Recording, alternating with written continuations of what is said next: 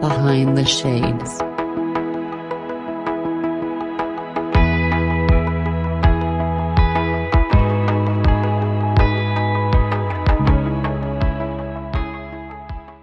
If I'm in a relationship now and something has been identified that is making the relationship not perform in a beneficial or an optimal way, what are some tools that I can use to maybe work myself into a position where I'm no longer impacted by that and the person I'm with is no longer being hurt by me? Yeah, that's really good questions. So number one is you need to get responsible, right? And I want to change people's perspective or definition of responsible. I think we talked about this in the last podcast, but anyway, what I said is responsibility is simply the ability to respond. And in order to respond, you have to be empowered. You can't be in a pity party. You can't feel like the victim. You can't be blaming. It just doesn't work. And so you have to get responsible. Yeah, this is my situation I'm in. Yeah, this is my debt load. Yeah, I am 40 pounds overweight. Just get responsible about it. So number one, awareness. Just get clear for yourself. What's so? Stop lying to yourself. We love to do that. Just get real. And then you want to go, okay, well, what do I want? This is the piece that everyone seems to miss. Everyone knows what they don't want, right? People will complain about their relationship to me for hours.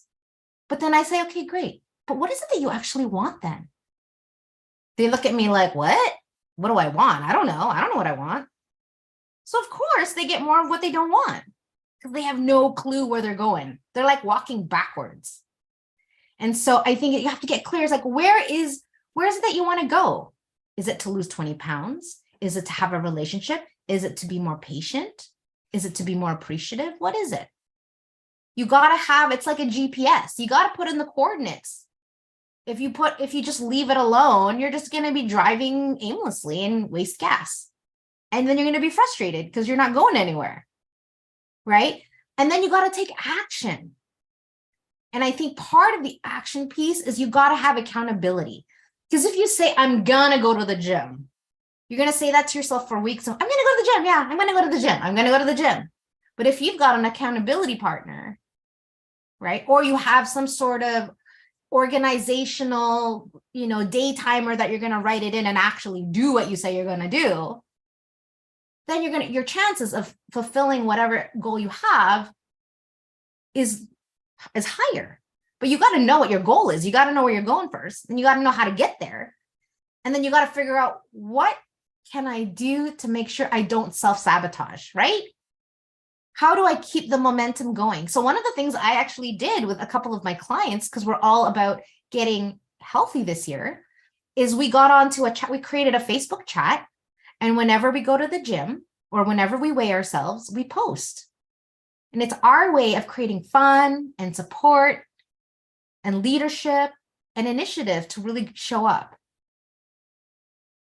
Because for those who keep saying tomorrow, I'm going to lose 20 pounds. Tomorrow, I'm going to stop doing this.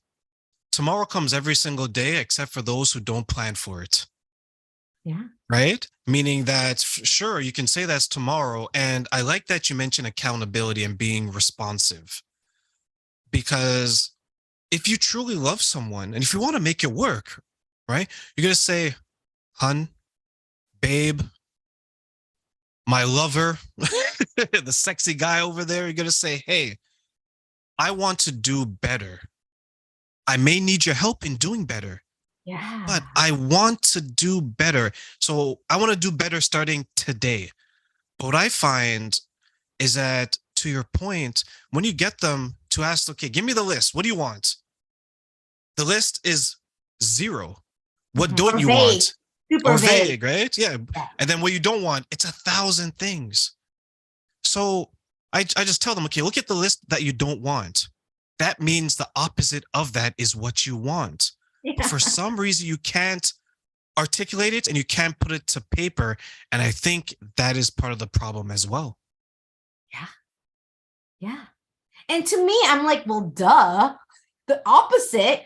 But for some people, they're they've spent so much energy and time, going back to habits.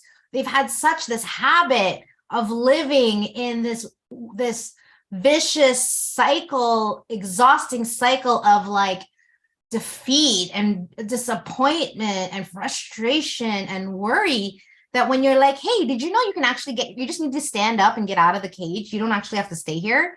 To them, they're like, what? I can actually get out of this? No. They almost want to stay there, even though you give them the option to escape, because it's familiar. We love familiarity.